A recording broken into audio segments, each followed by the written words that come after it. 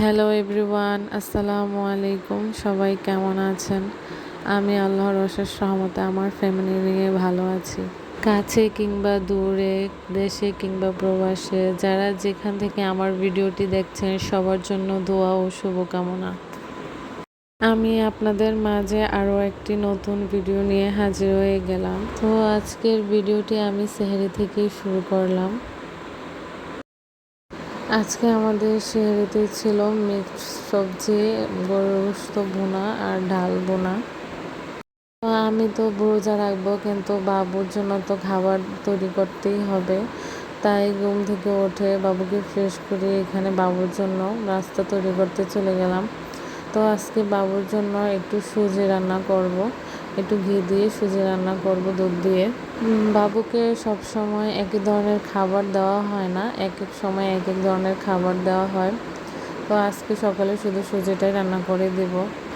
ইদানিং হচ্ছে গিয়ে ও তেমন একটা ভাত খেতে চায় না, তাই অন্য টুকটাক এক এক সময় এক একটা রান্না করে দিই। 15 মাস পর্যন্ত বাবুকে কোনো দুধের তৈরি খাবারও দিইনি। তো এখন ভাবলাম যে একটু দুধটা সরাসরি না দিয়ে একটু দুধের তৈরি খাবার দিয়ে দেখি।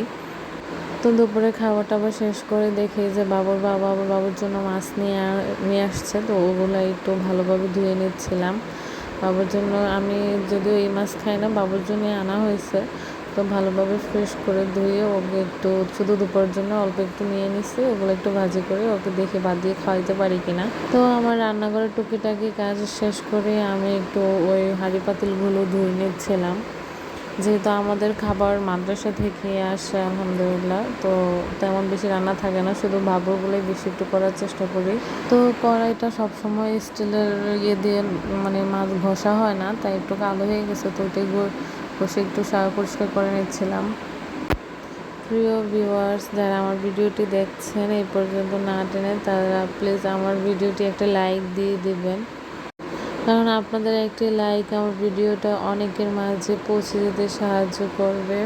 যারা অলরেডি লাইক করে দিয়েছেন তাদেরকে অসংখ্য ধন্যবাদ। আর যারা আমার নতুন ভিউয়ার্স চ্যানেলটি সাবস্ক্রাইব করেনি, তারা অবশ্যই চ্যানেলটি সাবস্ক্রাইব করে অল নোটিফিকেশন অন করে রাখবেন, তাহলে আমি নতুন কোনো ভিডিও আপলোড দেওয়ার সাথে সাথেই আপনি পেয়ে যাবেন। তো বিকেলের দিকে আমি একটু সালাদ কেটে নিচ্ছিলাম, শসা গাজর এগুলো একটু কেটে নিচ্ছিলাম ইফতারিতে খাওয়ার জন্য। আমি ইফতারিতে ভাজা পোড়ার সাথে একটু সালাদ আইটেমটাও বেশি রাখার চেষ্টা করি, কারণ আমার গ্যাসের প্রবলেম, তাই আমি একটু সালাদটাই বেশি খেয়ে থাকি। তো আজকে আমাদের ইফতারিতে এগুলোই ছিল। আমি আবার একটু সুজির হালুয়া করেছিলাম। তো আমার ভিডিওটি কেমন লেগেছে অবশ্যই কমেন্টে জানাবেন, এবং আমি আপনাদের মাঝে আরও একটি নতুন ভিডিও নিয়ে হাজির হয়ে যাব। ততক্ষণে সবাই ভালো থাকবেন। আল্লাহ হাফেজ, আসসালামু আলাইকুম।